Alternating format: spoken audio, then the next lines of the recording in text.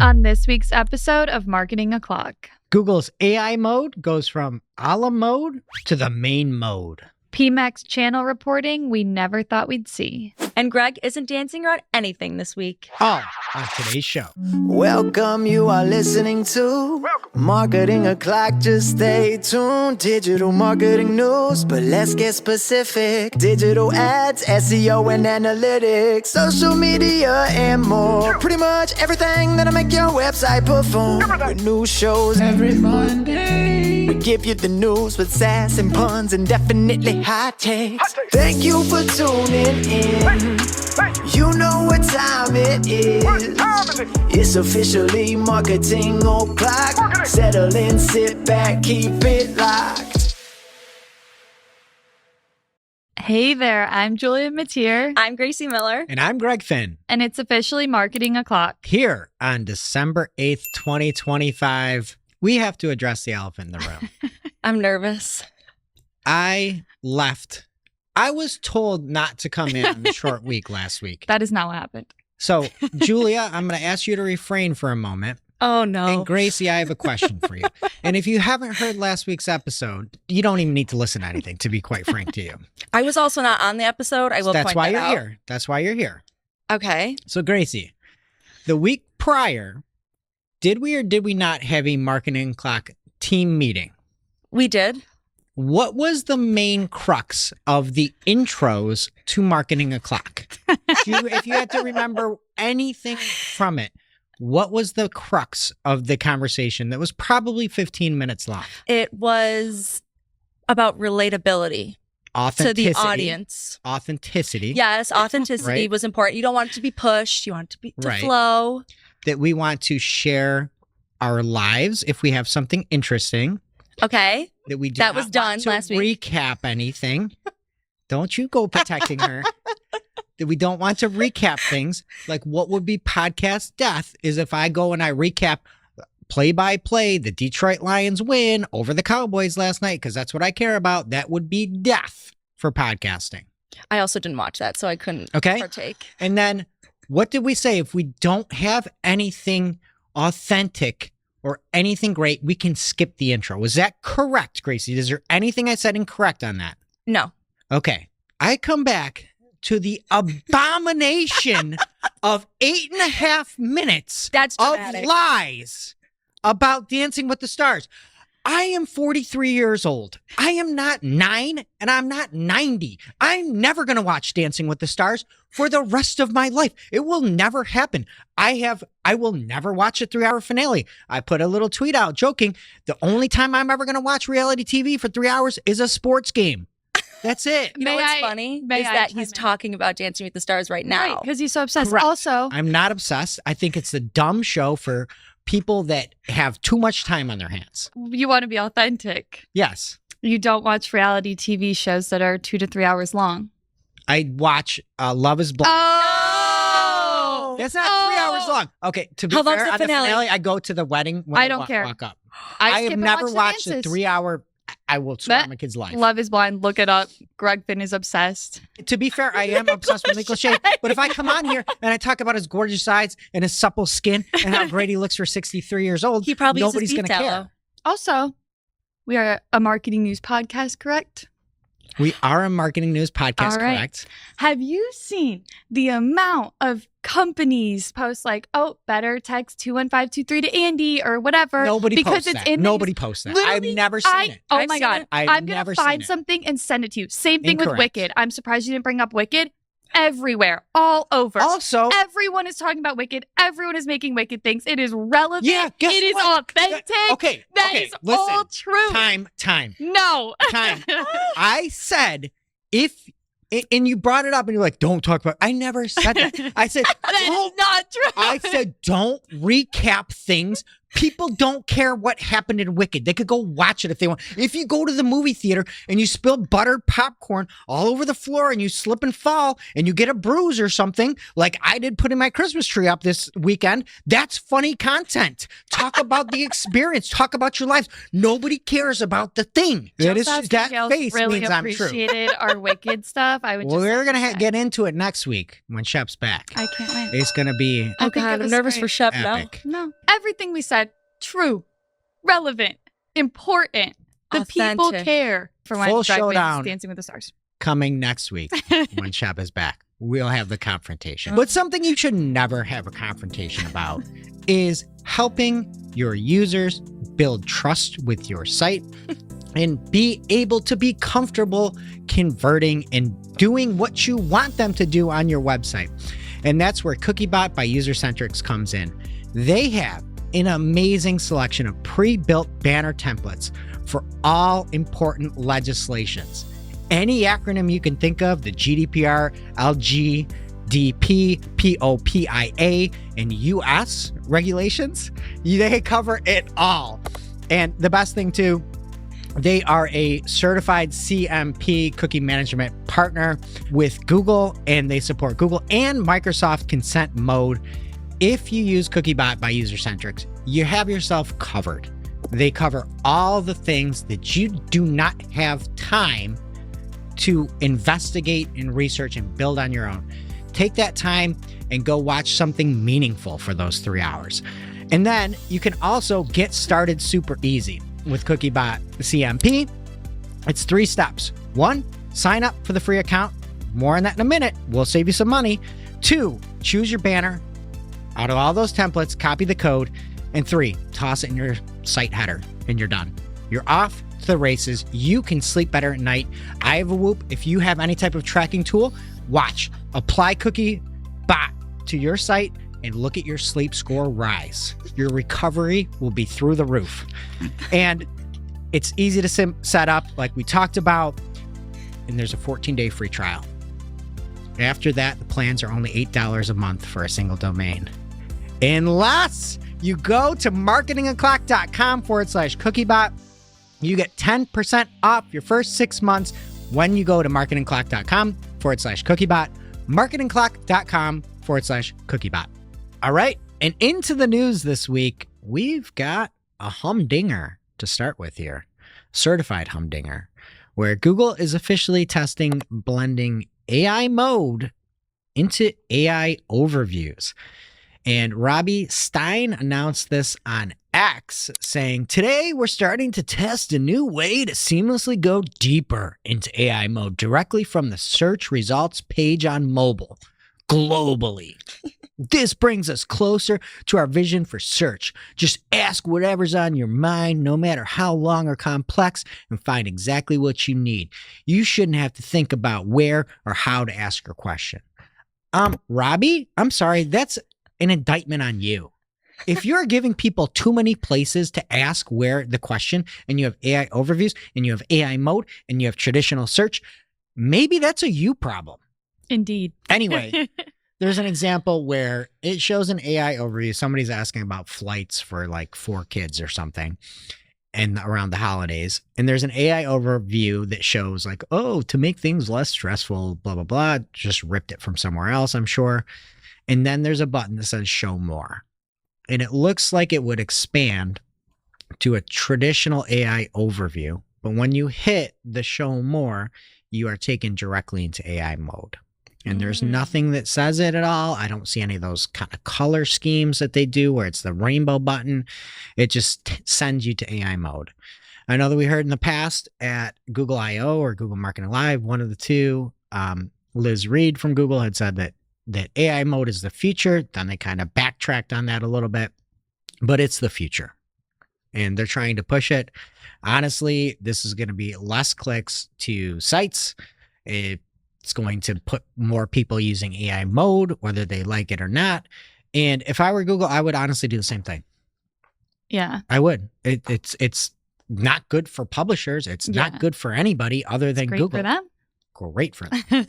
I would just assume there's going to be maybe similar impressions, but especially on mobile, look at it. And if it's impacting you or queries that you typically show for, I'm assuming you're going to get less clicks. Lily Ray also jumped on and said, I think they're making traditional search harder to use so AI mode feels seamless. That was a TLDR. She's got a great LinkedIn post. We'll have a link in the show notes if you want the full story on that.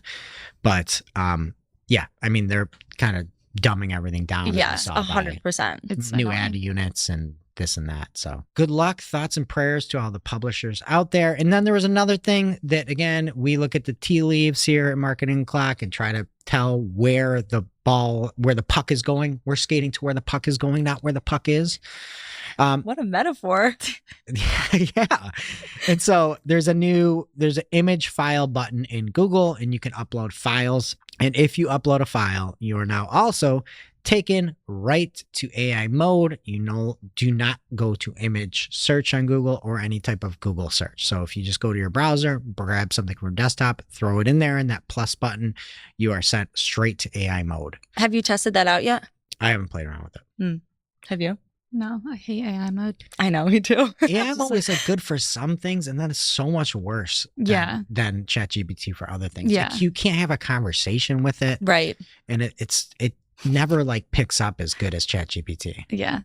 It's also It's what? I just want an answer. I don't want, I don't know. I feel like every time I search something, it's like, and I'm like, okay, can you just Yeah, what's the best? I'm like shorten. yeah. Yeah, short. Copy, paste, ChatGPT, shorten. Yes.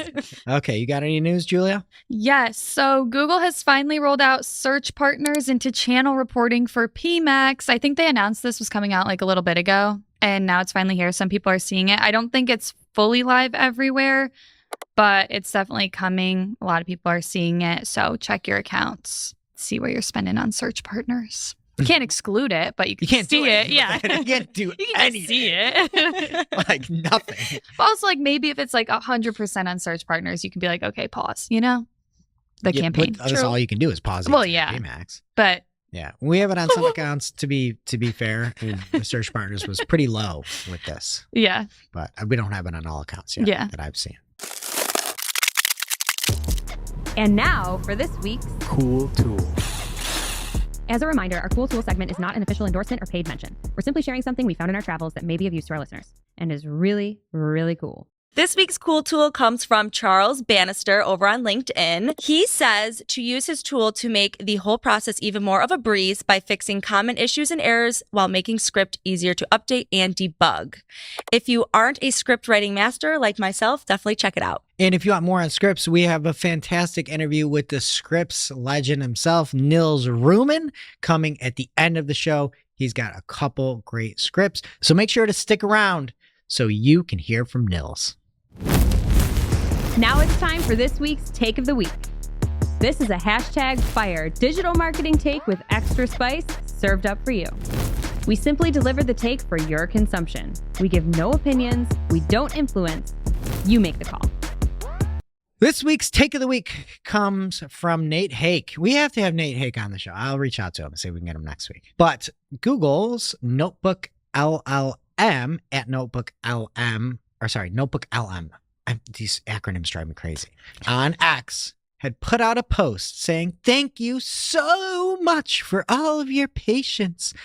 Infographics and slide decks are currently back to normal limits for pro users, just in time to make a custom infographic recipe card to share with your dinner guests when they inevitably ask you to share your family's secrets." And in this, there's an infographic notably missing step 4.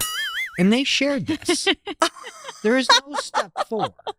And it's a classic buttery herb stuffing for Thanksgiving. Well, Nate did a little deep dive and found that the entirety of the recipe was scraped from howsweeteats.com and that there is absolutely no citation or credit or anything given. I went to this recipe post and I looked at the X post from Notebook LM. They are the same things. Minor wording, instead of 1.5 cups, it's 1.5 cups. The same exact bread, talking about Italian bread and sourdough bread. Oh, and Notebook LM deleted the post. Oh. Wait, did the recipe one have a step 4? Yes, it had a step 4. Okay. I just made Yes, it was an actual recipe. Well, yeah, but like Yeah. maybe they accidentally skipped step 4 and just said 5. No, I will never besmirch How Sweet Eats, and we're going to try to help the recipe bloggers. It's just been Black Friday. It's been chaotic, but we're going to try to get a petition together. The Inspired Taste interview from 2 weeks ago, I think about it every day. I feel terrible. I look at this. We're never going to be eating well again if this keeps up. Yeah. We're going to be eating whatever AI tells us to, and pretty soon it's going to be like kibble and dog food. We're going to get poisoned. Anyway, Nate's take of the week was 1, be Google. 2, scrape this recipe blog. 3, AI slopify it. 5, skip step 4. 6, pass it off as a quote, family recipe, end quote. 7, don't link to the source. 8, force websites to provide content for your AI. 9, repeat for the whole internet. 10, profit off of others' labor. He is not wrong. And the fact that he skipped step 4 in his Yeah, I 10-step that was process, awesome. chef's kiss. Chef's kiss. So, yeah. And then he goes on and he pulls out too that the site, which is owned by Raptive, has a standard terms of use, and Google clearly violated it by scraping, promoting it, and competing with the original, which is against the terms of service. Maybe that's why they deleted that original post. But it has gotten out of hand. It has gone too far, folks. Like, this is just too much. And I just feel bad because people are going to stop creating. You know? It's also like, do they not think they're going to get caught? Like at this point, I feel like people are like Looking for it. actively checking them. You know what I Yes. mean? Like whoever posted this, where they're just like, they'll never get us. Incredible. Well, and then clearly- it's just the quality control. 1 second of looking at this, I would be like, you don't have a step 4. You're putting this out on the national stage every time they launch something. There's even one that we're going to talk about later in the day with a new responsive, like an automated response element. Mhm. It stunk. Like, why are you showing these demos and things that stink? Now it's time for this week's Pew Pew Lightning Round. At this point in the show, we split up our content into 3 parts: paid, organic, and social. On to something that doesn't stink before we get into the lightning round. Another word from our fabulous sponsor, User-Centrics, the makers of CookieBot. Y'all, we've been talking for weeks about CookieBot and how easy it makes it for marketers to automate and maintain compliance in a complicated digital landscape while preserving their data to maintain campaign efficiency and performance. We've told you that it's used and trusted by millions of websites and apps, supported globally in over 47 languages. We've said that it's a Google certified CMP and it works with Microsoft UET consent mode, and that it integrates seamlessly with the platforms that you use. And we're here to say it all again because it cannot be understated. Consent builds trust, and CookieBot simplifies that process so you can do right by your users, stop worrying about compliance, and get back to doing what you do best: marketing. Privacy-led marketing is the way of the future, and you need to be on this train. Your first ride will cost you nothing. CookieBot offers a 14-day free trial. After that, plans start at just $8 a month. And this is your last chance to get in on an extra discount. Marketing O'Clock listeners can get 10% off their first 6 months. So if you haven't taken us up on it yet, do yourself a favor and head on over to marketingoclock.com/cookiebot to get started. Again, that's marketingoclock.com/cookiebot. Thank you, User-Centrics. First up in the paid universe this week, some more good PMax news from Thomas Etchell. You can now exclude specific age groups and genders at the campaign level. Little changes, but I like getting more control in PMax, so I'm excited about it. Next, from Timothy Jensen on LinkedIn, he shared a quick meta tip on how to make sure Meta isn't automatically enhancing your ads. This is something that drives me nuts. It's so hard to find, and so this is just very helpful. It's but so frustrating. yeah. And then it'll glitch and it'll turn back on. You gotta like check 3 times. Wait, Yeah. you guys don't want your ads enhanced? By Meta? No, thank you. But enhanced sounds so good. I hate Meta. The one that kills me, it's like the zoom in on your Yeah. photo, and like they think like, it looks don't. better, but it does not look better. Yeah. Anyway, he shared that you can first go to Advanced Preview, then click on the Advantage Plus Creative tab to see if any of them are turned on. He said that in accounts that he already had these turned off, Meta just automatically enabled them on a bunch of his ads. So make sure you just double check that. It's the most annoying thing in the entire world. So just double check your Meta campaigns. That's how you find it. Best of luck. I'm sorry. More from Timothy Jensen. He shared some more insights on the custom views in Google Ads. We kind of talked about this last week that it first rolled out, but he said he normally skips these and just goes straight to the campaigns tab, which I think a lot of us do. But he called out how this could be really helpful. Like you can remove recommendations and just put auction insights there. And so you can filter it to just the stuff you want to see instead of having all these extra things in there. So I think it's definitely worth checking out if there's certain things you hate seeing or anything you're constantly looking for. Next up, Google appears to be testing or reviving its old website optimizer tool. So a bunch of new support pages are talking about this, and it's expected to show up under the reporting tab. It requires Google Ads access and admin permissions on the linked GA4 property. If an advertiser doesn't have a GA4 property, it will automatically create one. And then documentation is hinting that the tool will run directly through Google Ads, streamlining setup compared to a legacy testing tools. So in theory, it's a way to test landing pages, on-site UX changes, or conversion flow improvements without a bunch of third-party tools. Could be cool if they bring it back. I never used this before, I don't think, but if you missed it, it could come back. On to some Microsoft updates. They now have asset level disapprovals. So ads are disapproved at the asset level. So like if an image or a headline's disapproved, that will stop running, but the rest of your ad will keep running, which I think is nice. Nice. Yeah. And then there's also more conversion reporting transparency. So you can now see how long it takes for 90% of conversions on or offline to be recorded after a click. Shout out Microsoft. Nava. Yeah. Look at her. Very good. I know she's going to give the credit to Snaps. everybody. She's gonna be like, everybody on the team is so delightful Yeah. and did all that. But we know it's not. Yeah. Thank you. Google has also launched a new link called Products at This Location. I just have to say, these are like my favorite part of the thing. Like the what people search or like those extra stupid things that get added. There's always news about them. But anyway, there's a new one called Products at This Location. In theory, this could be very good, but it's showing for service businesses and other types of businesses. Anthony Higman first spotted this and shared it on X, and then Ginny later confirmed that it's relatively new, and the idea is to make it easier for people to navigate to specific information about a business. But Higman called out how it's weird that it says products if it's a service. Right. I mean, True. we have a marketing degree. I think, do you guys have degrees? Yeah. Degrees. Yes. You do? Marketing degrees? I minored in marketing. Okay. Like a product is a good or a service. Yeah. But I don't think everybody knows that. Like, I don't think Yeah. you think about that. You think product, you think Like physical. a physical, Like yeah. something, yeah. Like a product is a good or a Yeah. service. But nobody knows that. It's I weird to feel be like- like, hey, you're a lawyer. I want to see what products you think. Like, oh, am I going to buy a lawyer cup? Is Right. what Right, I yeah. feel like most people would think. Right. So it should say service. I could say Right. goods or services. Yeah, it's technically correct by definition of what a product is from a marketing standpoint. But most Yeah. people don't think about Yeah. that, and you see that with lawyers. I never would ever click. Yeah. Like, I don't want to buy an Ad Squire pencil. Yeah. I feel like especially for lawyers too, like if I was like, oh, look at their products, I'd be like, you're weird and fake. You know Yeah. what I mean? True. Like I'd want to be like, Like you're trying to sell me some scam Yeah. tutorial on how to, yeah.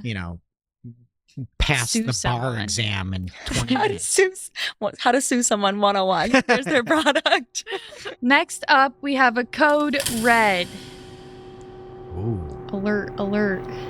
OpenAI hits pause on ChatGPT ads to focus on strengthening their core product. So essentially, they're just realizing competitors are catching up to them quickly and they want to improve the experience of the base of the product before adding new features.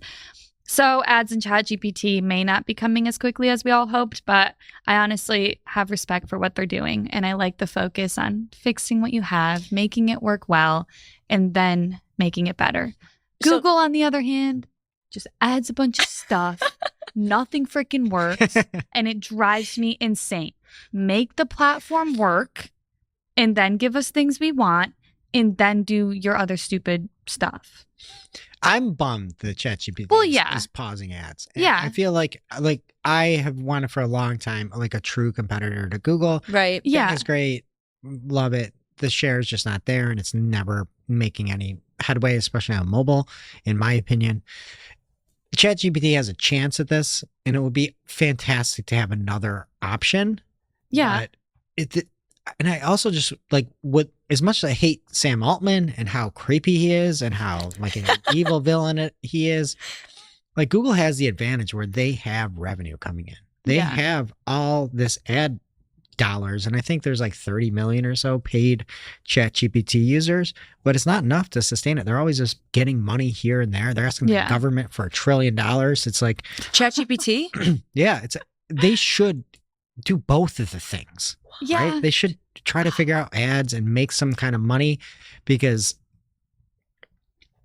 it could help them survive. Right. But this could be a long-term investment. Make it work good, and then your ads are going to be better, versus when everywhere else gets there and their ads are trash in there and their product's trash. Maybe I just they'll want have ads good now.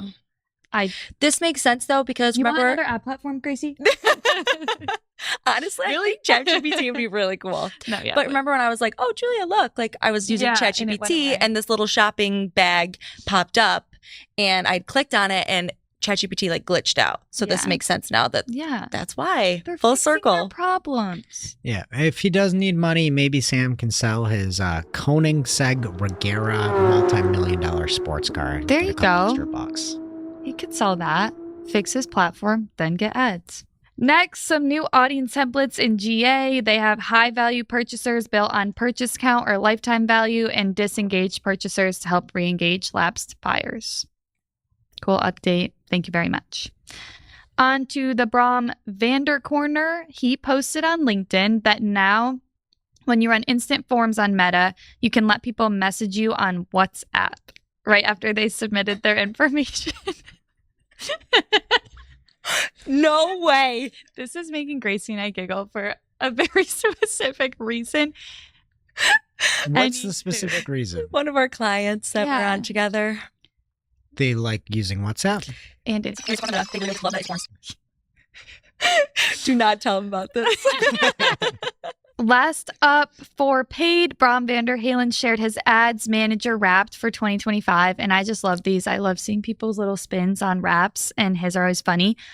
So some of the ones that he had in his that I really liked were 780 hours in ads managed, enjoyed roughly 0.04% of it, ignored 117 recommendations, and rolled your eyes 425 times. Only which- 425. I know, I was going to say that. I probably Wait, got- what is your listening age in Spotify?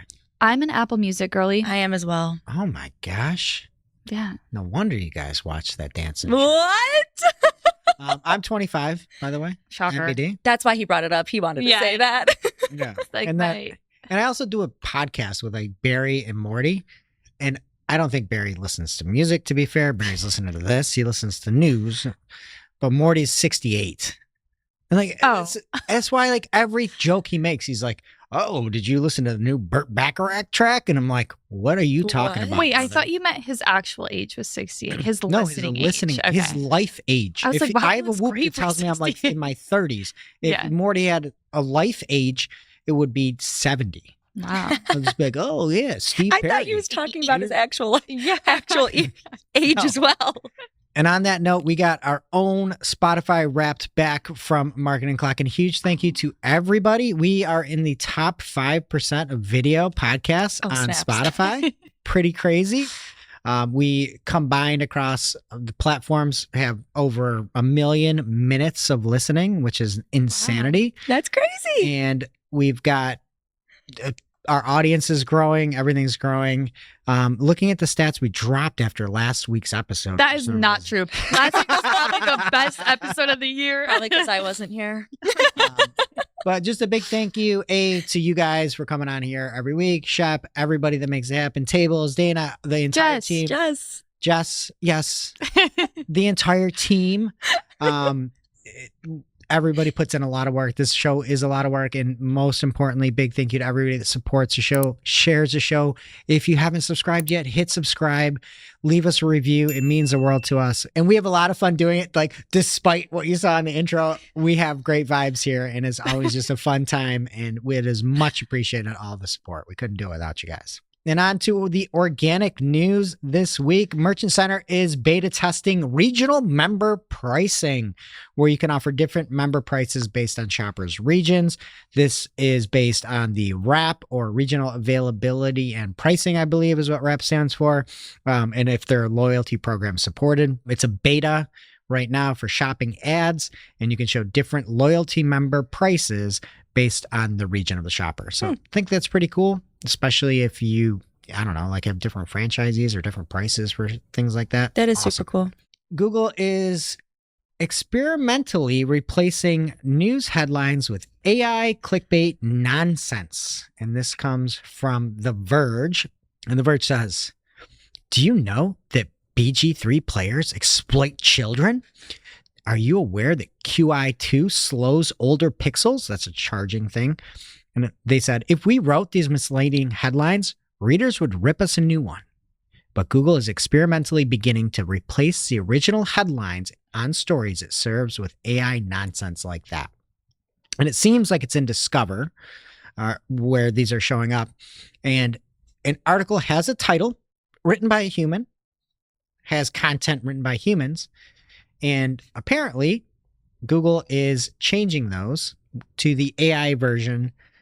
I would assume in order to get extra clicks would be my guess, get more usage. I wouldn't think they would change things to have less clicks personally, but some of the things are dramatic.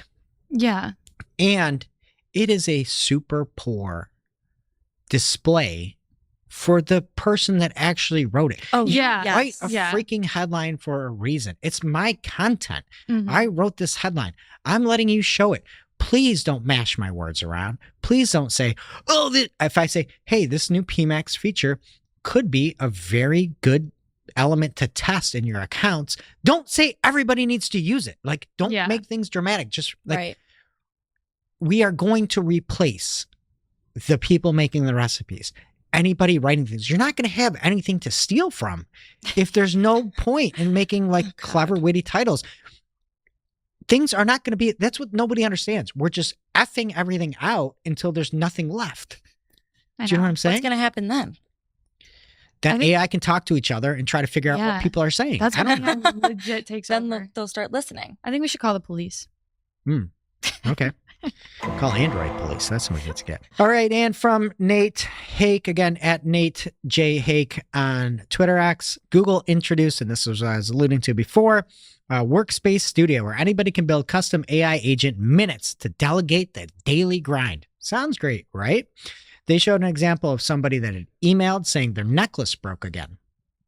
And instead of the business owner fielding the emails, maybe seeing quality control, helping out, the video from Google responds to this person and says, Dear Anessa, thank you for reaching out to Symbol Jewelry regarding your recent replacement order.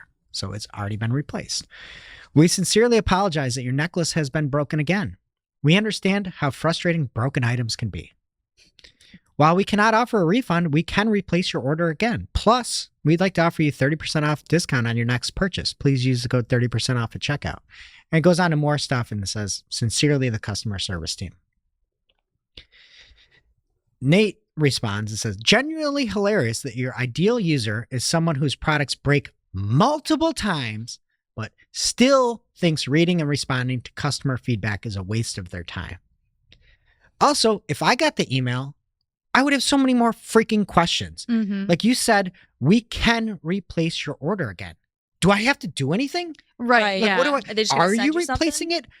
Is it shipping? What do Right. I have to do? Is there a link? Do I need to log in? Like, Tracking code. this Yeah. is a bad customer email. This Very is bad. bad. And it's going to be up on the screen. But this is a terrible example. You can't get this email and not have to have a million more questions. Yeah. Mhm. Also, you know that 30% off is not working.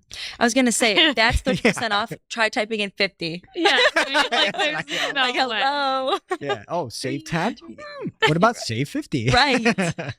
But no, this is an absolute terrible email. Yeah. Terrible customer service email, and this is what they're touting.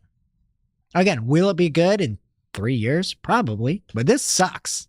Yeah. Wait to roll it out. If I got this, I would be so mad. I'd be, are you shipping something? Is it gonna break? Like, what? Why aren't you? What is happening? Also, like, are the people aware? You know what I mean? Like, does the person know, like, oh, now you have to send another new bracelet or whatever? Yeah, I don't Like- know. Like, you're just authorized They're to give just taking 30% care of off. business. And be, Yeah. hey, yeah, I want another bracelet here. I hope you like broken bracelet. Another one could be coming your way. All right, that's it in organic. What's happening in social, Gracie? First up in social, Meta has launched an AI-powered account support option. This centralized support hub is supposedly going to make account access easier and more useful, but we all know how Meta is not frustrating and super user-friendly, right? It's really great. It's really peaceful. Through this hub, you can now report account issues, track reports, and even use their AI search to find an answer to your problem that you're facing. They are also testing an AI support assistant to offer more personalized help, but that will start to be rolled out on Facebook only. Staying on the theme of Meta, they have announced updates for their Instagram marketing API, which will be introducing 4 new metrics to help third-party tools like marketing dashboards or CRMs. So pretty exciting stuff. The first metric is Reels skip rate. This will show the percentage of viewers who skip a reel within the first 3 seconds.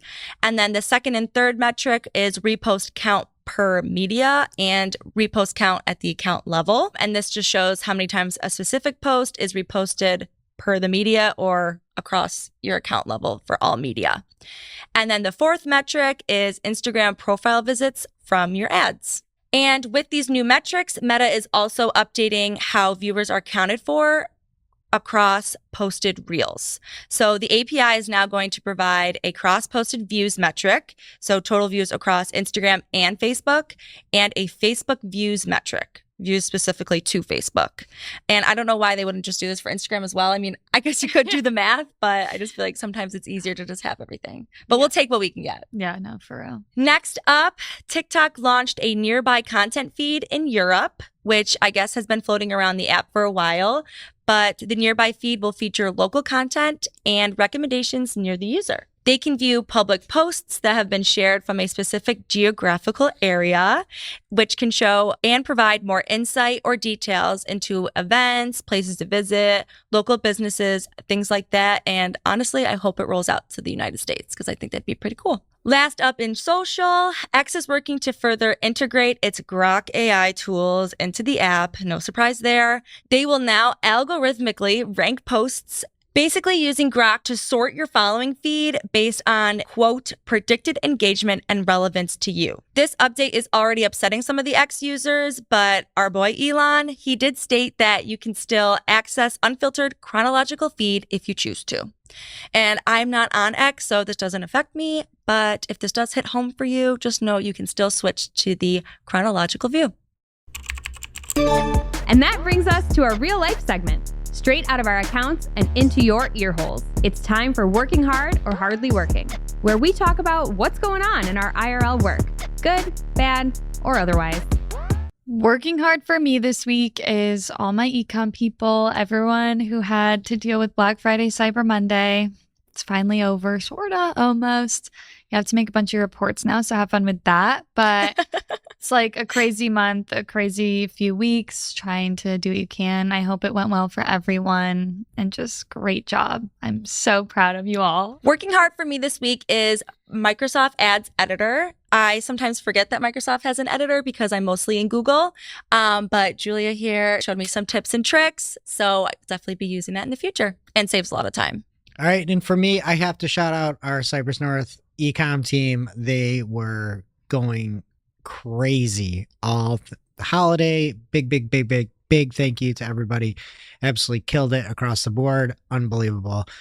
But I'll give another one just so I don't copy Julia here, but just big thank you to everybody here. Again, the listeners of the show. It's so cool. And a lot of times we're just down here in a basement, like freezing our butts off, yelling at each other. And then, you see some of these stats and you're like, oh yeah, you know what? People do appreciate this and support us. And it's really cool. And especially this time of year when you're thankful for things, like just very thankful for you guys, especially coming on here, talking about LBCs and sharing your lives and all the craziness. Like the show wouldn't be there without you, Jess, Shep, Dana, everybody. So much appreciated. Now it's time for this week's ICYMI. ICYMI, people. This is something you just might not have seen. Maybe something that you overlooked, but you shouldn't have. ICYMI people, Andrew Lolk had a great post on LinkedIn. He said, another day, another 2 advertisers talking about their process for uploading assets to PMax, just for me to disappoint them that all that time is wasted. Do yourself a favor, open channel performance, and then look at how much of your spend goes to other channels, then search. If less than 1%, then there's no need to upload assets. If 1 to 5, strongly reconsider time versus impact. If plus 5%, then continue adding assets. I think this is a great point. I think it's worth it to check. It is a lot of time to upload a bunch of that stuff, so if it's not even showing. My only thing against this is if you're at 4%, you probably don't want the MS Paint videos. Well, yeah. I think if it's like over 1, sure, add them. Like if you have them, add them. Right. But like if it's literally 0.001%, it's like 100%, okay. Yeah. Now it's time for our must-read marketing article of the week. An article so advanced, so in-depth, so detailed that we simply cannot cover it in its entirety on today's show. This week's must-read marketing article of the week comes from Glenn Gabe over on gsqi.com, and it is called AI Search, Href Laying, and Translated Content.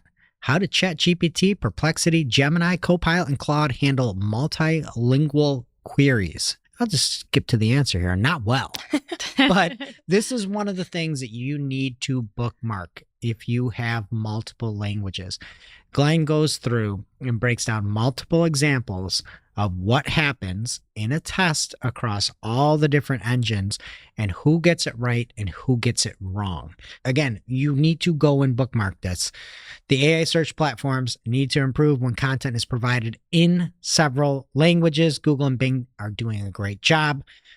But AI search platforms like ChatGPT, Perplexity, and Claude did not do a great job. In many of the examples, it was supposed to be showing a French version. They're talking French, and English is what's being shown on ChatGPT. So this is niche, I know, but this is a must-read marketing for anybody with multilingual content. So go check it out. Thank you, Glenn. And now on to our interview with the one, the only, Nils Rooijmans. I am here in frigid New York, but I am happily joined by Nils Rooijmans, who is out in the Caribbean, and I'm very jealous. But I just wanted to start. We want to talk some scripts today, and we've got a lot of automation now. We've got Google Ads Advisor built right into the accounts. You don't hear as much about scripts anymore, I would say. I guess you do, but I just think this is a great touch point to say, do scripts still have a place in accounts going into 2026, Nils? Yeah, I think there's only one clear answer, and that is yes, of course. But of course, I'm a script evangelist. The people that know me, I'm pretty known in the industry because I like to publish the scripts. So I'm known for scripts, and I use scripts for managing my remote PPC agency. And I really think, I'm convinced that every Google Ads account should be running Google Ads scripts. There's multiple reasons, right? You can use scripts to automate all the grunt work, all the tedious, repetitive tasks that just take forever. And then, of course, you can use scripts to boost your performance by reducing wasted ad spend, for instance. But I think the most important reason is actually to use scripts to prevent costly mistakes, and that is also my main use case. Okay, and we're big scripts users here, so we're one of those. But you think every account should be using scripts? For sure, yeah. So maybe let's just to start with the latter, like to prevent costly mistakes. So I use scripts to monitor stuff like conversion tracking, to monitor if the account is down, if we're sending clicks to broken links, or if we're sending clicks to product pages that show products that are out of stock. Because for search text ads, unfortunately, Google does not look at the availability of the product on the landing page. For shopping ads, that's a different thing, because if your product feed indicates that a product is out of stock, the product will not be advertised through shopping ads or Performance Max feed-based campaigns, but your search text ad will still continue to be shown. So you can use scripts to automatically pause the ads that send clicks to product detail pages where the product is out of stock. So that is an example. Another example I had actually last weekend was one of my clients. They decided to partner with a third-party data attribution, conversion attribution tool. And that tool, through the API connection, made some changes in the tracking templates in some of the ad groups in our account. And we use these tracking templates for our offline conversion imports. But if we hadn't have a script running, the change history alert script, that would notify me about a change that has been made to my account by someone out of my team, we probably wouldn't have noticed, conversion tracking would be off, and then, smart bidding would go haywire. So that's another example of a script that really creates a lot of value for me. That's awesome. And I know you've got a list of 400 plus scripts that That's a lot, yes. It's maybe a year old. I'm not sure at this point, but do you have a lot of those different sort of like monitoring scripts included in those 400? Yeah, actually, to be honest, I have roughly 52 scripts that run on almost most of my clients' accounts these days, and 80% of these scripts do not make any changes to the accounts themselves. They're just monitoring the performance and monitoring that everything is good. Like for instance, the conversion tracking, right? If the conversion tracking tag, if you're tracking through Google Tag Manager with the Google Ads conversion tracking tag, you want to be sure that it is firing on each and every thank you page, right? Because if that isn't happening, then again, conversions are dropping and smart bidding will go haywire. So these are the kinds of things that I think everybody should be using, especially if you're running AI smart bidding algorithms, because they need high quality conversion data. If that is off, you really have a problem.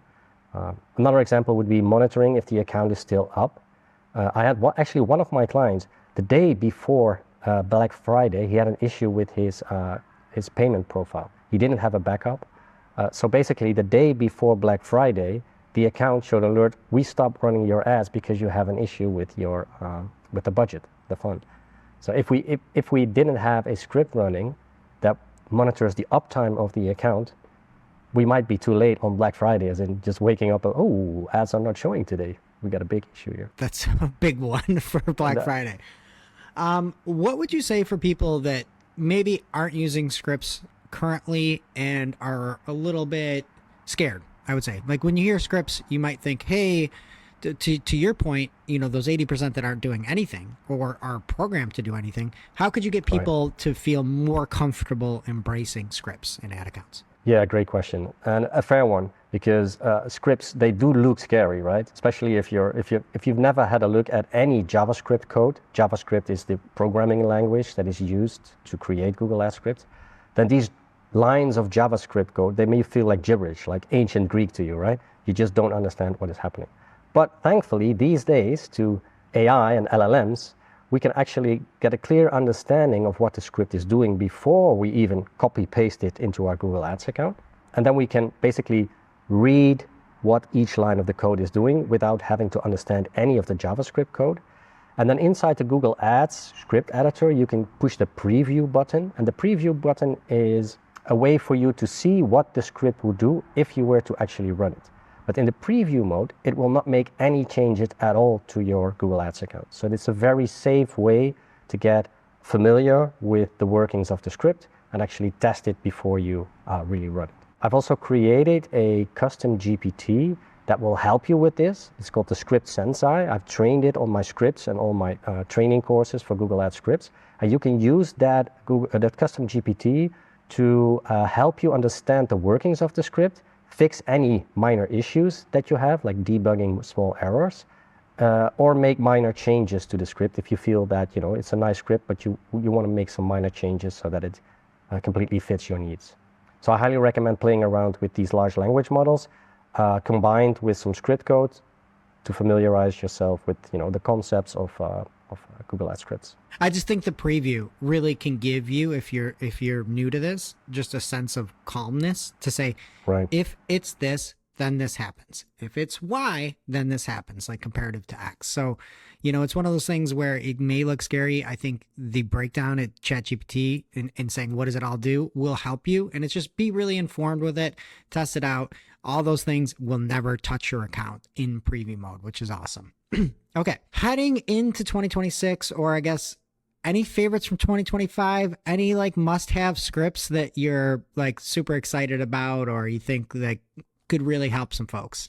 Yeah, so every year I like to publish the top 5 Google Ads scripts of the past year. So I'm still working on that. So I'm not gonna share the 5 yet, but one of the scripts that is currently one of my favorites It's the one that helps you exclude bad performing placements in your Performance Max campaign.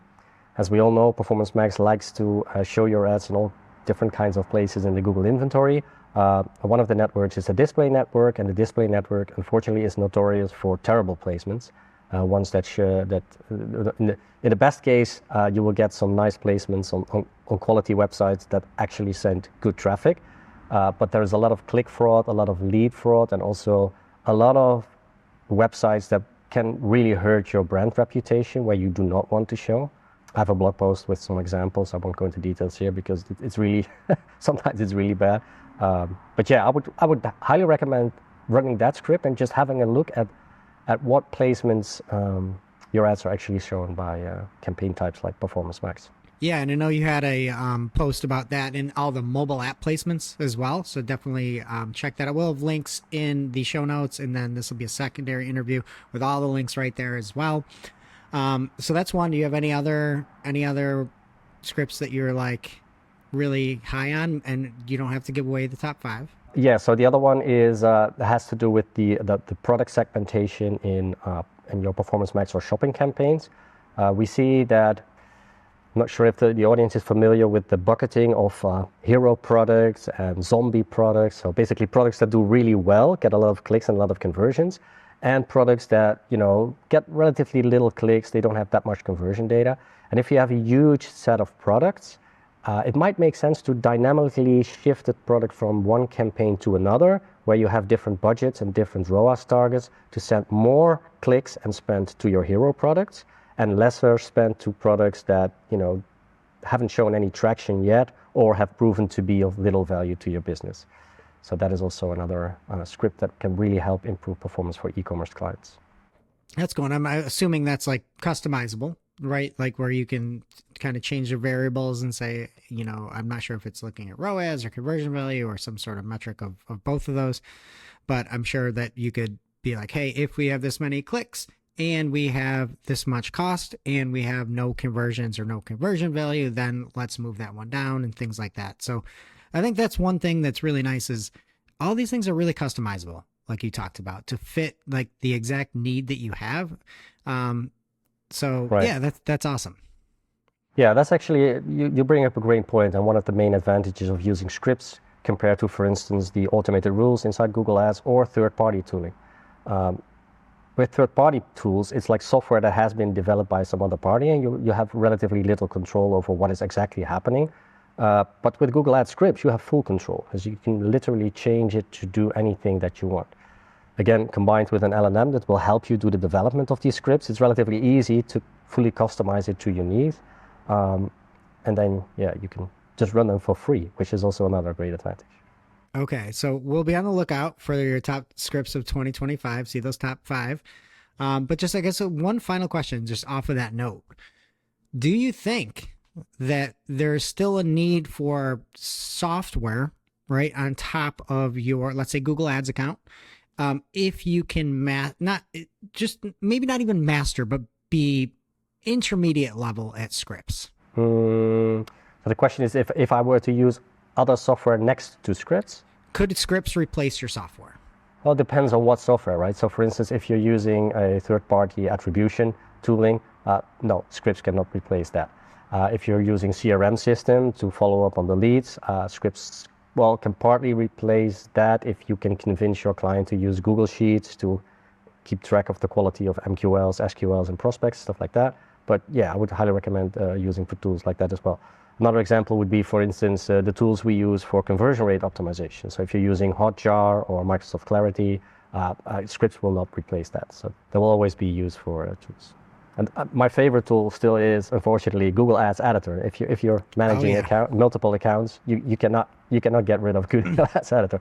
Scripts can help you, like for instance, with automating, updating price extensions. Price extensions can be a very, very tedious thing to keep them updated. You can use scripts for that, but still, I couldn't live without the Google Ads Editor. 100% agree. So it's something that can help, but not replace the entire toolkit. But again, I think the example of those zombie SKUs to hero SKUs is a great example of how you can start playing around and really, drive some intelligence, within your accounts. So, Nils, we're up on time. So thank you so much for hopping in today. Anytime you got a new script, anytime you got anything that you want to share with the audience, just reach out. I think we got this booked in about 6 days here, so we can get this done quick. But where can people find you? Where should people go if they want to learn more about you and your fantastic suite of scripts? Right, so you can simply Google my name with scripts, then you will find my website. I also publish a daily newsletter where I share my Google Ads tips and tricks to boost your account performance. And I'll also publish my latest scripts. Cool. And where do they get that newsletter? It's on my website, nilsrooijmans.com/newsletter. Okay, and that'll be linked below. And then also follow on LinkedIn for sure. Got great stuff on there. So thank you, Nils, so much for taking some time out of your day and hopping on here and sharing the power of scripts. Thanks for having me. Bye. Onto our playlist of curated songs to work to, which you can find over at playlist.marketingoclock.com. I'm going to add Busy Woman by Sabrina Carpenter because she was one of my top artists this year. Great song. Thank you. Great addition. Thank you. Greg? I'm going to add Jealousy by Ryan Crivo. Because he's jealous of everyone on Dancing with the Stars. And I'm going to add, my top artist on Apple 2025 Replay was Morgan Wallen. So I'm going to add Little Rain. All right. That does it for today's show. It is now officially not Marketing O'Clock. Thanks for listening. We miss you already. And we can't wait to see you next week. Thanks for listening to Marketing O'Clock. If you're looking for more information on today's topics, head over to marketingoclock.com/newsletter to receive every single article we covered. We share the news as it breaks in our Discord community. Head over to community.marketingoclock.com to join.